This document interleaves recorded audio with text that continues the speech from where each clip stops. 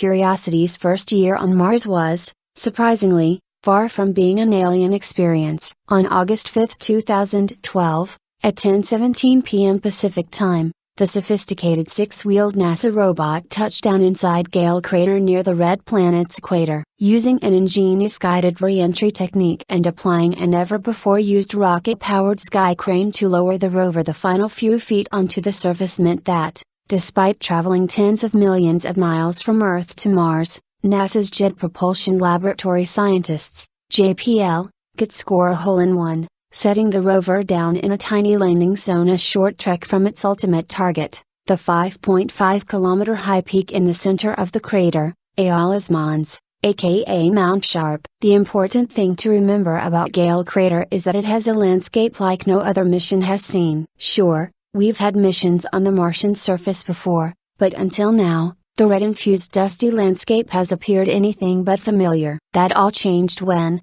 on August 8, 2012, Curiosity beamed back a panoramic shot of the insides of Gale Crater. JPL scientists and the public alike were taken aback by how earthly it looked. Even lead Mars Science Laboratory, MSL, scientist John Grotzinger quipped, "You would really be forgiven for thinking that NASA was trying to pull a fast one on you, and we actually put a rover out in the Mojave Desert and took a picture. A little LA smog coming in there." During the August 8 mission press conference, he wasn't wrong. The view showed a black and white panorama of Gale Crater's distant rim slightly obscured by misty air with a rock-strewn plain extending into the distance. It could have been a black and white photograph of the Mojave Desert just before the gold rush in the mid-1800s. But this wouldn't be the only discovery that, over the next 12 months, would draw Earth-like comparisons. Volcanic rock. Soon after landing inside Gale Crater, the site of which was nicknamed Bradbury Landing after the recently deceased sci-fi author Ray Bradbury,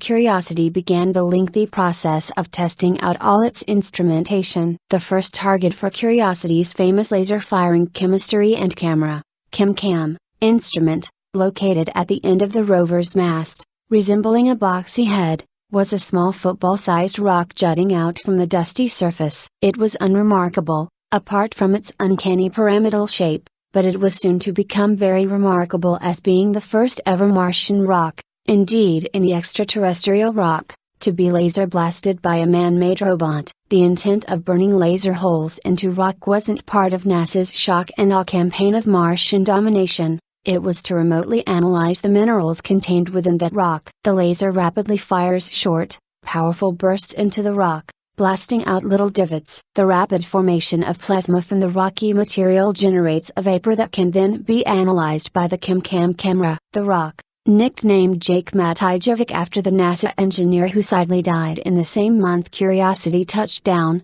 ended up revealing some fascinating history behind its formation and the chemistry it contained. Not only was it an igneous rock, it solidified from volcanic processes in Mars' ancient past, it was a very close match to highly crystallized, or fractioned magmas, that occur in particular places on Earth, reported geologist Edward Stolper, of the California Institute of Technology, Caltech, during an October 2012 press conference. It turns out the formation of these kinds of rocks is analogous to how colonists used to ferment hard cider, but that's another story. On analyzing some Mars soil, known as regolith, with its chemistry and mineralogy, ChemIn, instrument, Curiosity also revealed its volcanic nature, discovering that it had a very Hawaii-like flavor, in a mineralogy sense. This was another first. The X-ray diffraction technique had never been carried out on Mars before. Powerful mobile geology laboratory. It's worth stepping back for a minute to consider what Curiosity is. Curiosity is kitted out with 17 cameras,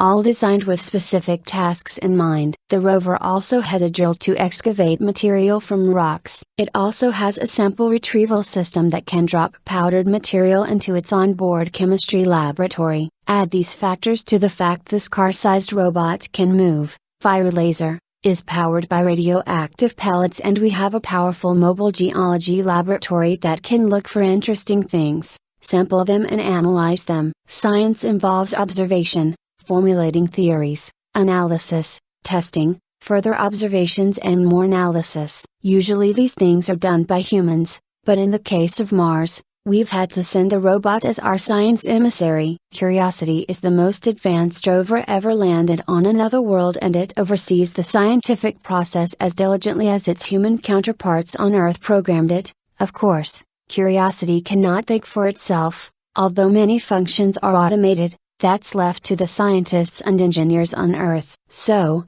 not only does Gale Crater look like the Mojave Desert on a smoggy day, a rock found on the ground, and the grains in the regolith were formed in a similar way to igneous rocks on Earth. But what other discoveries gave scientists a pang of déjà vu? The key mission objective for Curiosity is to seek out past, and, potentially, present, habitability on Mars. Habitability asks the question, could the Martian environment have allowed life to gain a foothold at any time in its history? The Martian surface, by its nature, is generally hostile to life, as we know it. It is many times more arid than the driest deserts on Earth. Atmospheric conditions are frozen and hostile, radiation levels are high, poisonous chemicals, known as perchlorates, are laced with the regolith. In short, there are few obvious places for even the most hardy of bacteria to hide. And yet Curiosity hit the mother lode even before it rolled its first meter. It had landed on an ancient riverbed, devoid of water for millions of years.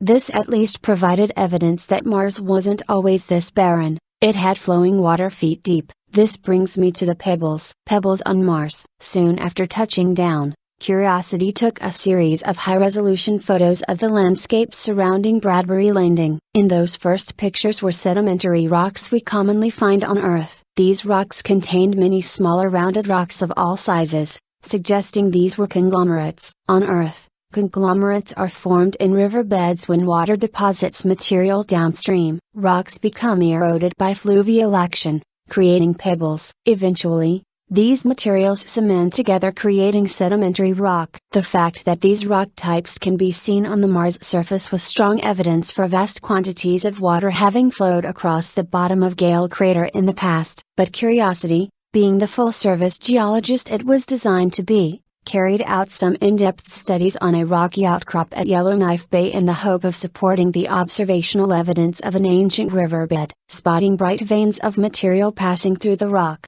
mission scientists commanded Curiosity to look closer. After drilling into the rock and extracting the powdered material, Curiosity gave it the full laboratory treatment. Just as suspected, the bright veins contained calcium sulfate, also known as gypsum, a mineral that is only formed through the presence of water. This discovery supported earlier observational evidence of gypsum veins uncovered by NASA's veteran Mars exploration rover Opportunity that continues to explore the other side of the planet after nearly a decade on the Martian surface. Of course, we knew that water exists on the surface of modern Mars before Curiosity landed on the red planet, but the rover has probed deeper, surpassing our wildest expectations for its first year on Mars. Not only has it identified rocks that formed via familiar geological processes, it landed at the bottom of a dry riverbed, confirmed by the presence of pebbles and conglomerates. Then it drilled in and uncovered wonderful chemical evidence of minerals that could only have formed in the presence of long-duration water. Also moonlighting as a meteorologist,